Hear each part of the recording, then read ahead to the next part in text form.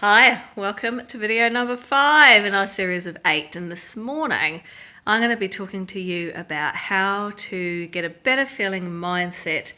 And I'm going to be talking to you about imposter syndrome.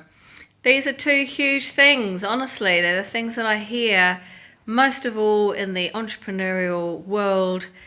Imposter syndrome mindset, imposter syndrome mindset, imposter syndrome mindset. They're the two buzzwords.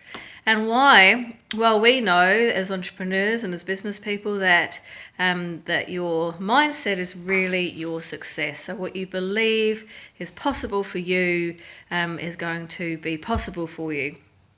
And when that belief in ourselves starts to falter, that's when we get into all these negative downward spirals, self-sabotage, and we sabotage our efforts, our confidence starts to go down, we start procrastinating and putting things off and avoiding things, and it's all because our mindset is faltering and we don't want to fail, so we get scared of putting ourselves out there.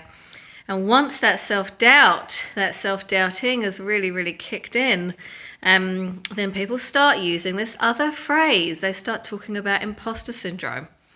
And honestly, I just hear this all the time. So I'm part of a couple of online communities of entrepreneurs, and this is the thing that gets posted about the most often. Who's got some tips for overcoming imposter syndrome? Can anyone help me with my imposter syndrome? And the thing that you really need to know, you want to know the biggest mindset hack for getting rid of imposter syndrome? Well, here it is. Let me tell it to you straight. Stop calling it imposter syndrome. Stop calling it imposter syndrome. It implies that it exists in some way, that we've got a syndrome. It's like a disease or a collection of symptoms. You don't have a disease or a collection of a collection of symptoms. It's not a thing that you can have.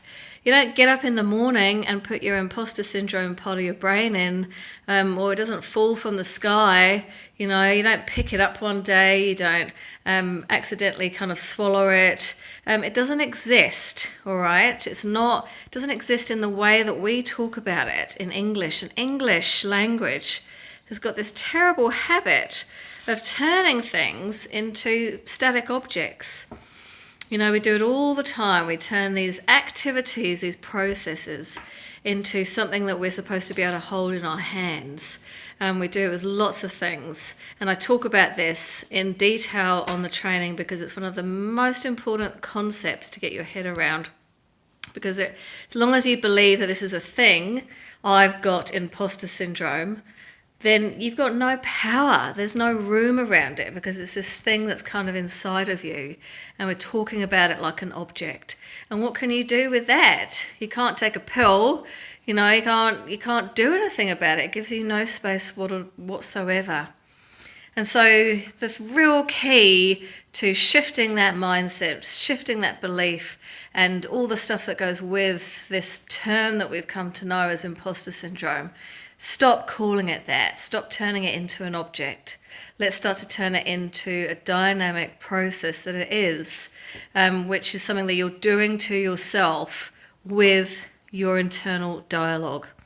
That self-doubting, the self-sabotaging, the procrastinating, the doubt, the confidence not going, not believing in yourself, that is all stuff that's created by that inner critical dialogue. It's a key part of it.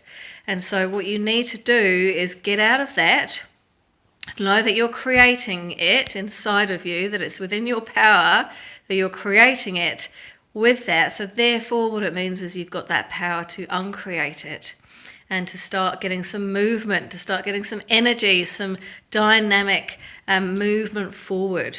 And so the best way to do that with this particular thing is to stop calling it imposter syndrome and start breaking down, and if it helps you to write it down, exactly what the problem is. What is it that is going on? What are you concerned about? You might want to say, I'm worried that what I've produced is going to be crap. I'm worried that I'm just not producing good enough stuff and nobody's going to be interested in it. That's a real viable concern. That's going to come up in someone's brain at some stage, quite often, And maybe you feel like you're in a job where you don't feel like you're qualified enough for that job. It feels like you're drowning. You don't have the right tools or resources. Maybe it's the opposite of that you feel that the job is too easy, that you're just cruising through it. And surely you must be missing something. It's too easy for you. What's going on here? Maybe you're concerned that your ideas just aren't good enough, that not matching up to what other experts are putting out there. So any of those examples, you can see how when we actually take the time to form the words and define what's going on in our head and taking that time to write it down and really think about it, now we can do something about it. Now we've got some power. Now we can go to somebody and talk to them, or go to our boss, or hire a professional, talk to our friend, journal about it, whatever it is. But at least you know what the problem actually is. And once you've done that, once you've taken that moment to just define it and stop glossing over it with this term that's not helpful, then you can start to get some movement and a plan forward. So please do try that.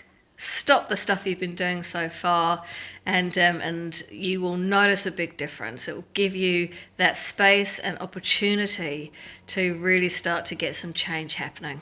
I'd love to hear how it goes for you and your thoughts, and I will be seeing you tomorrow for video number 6. See you then.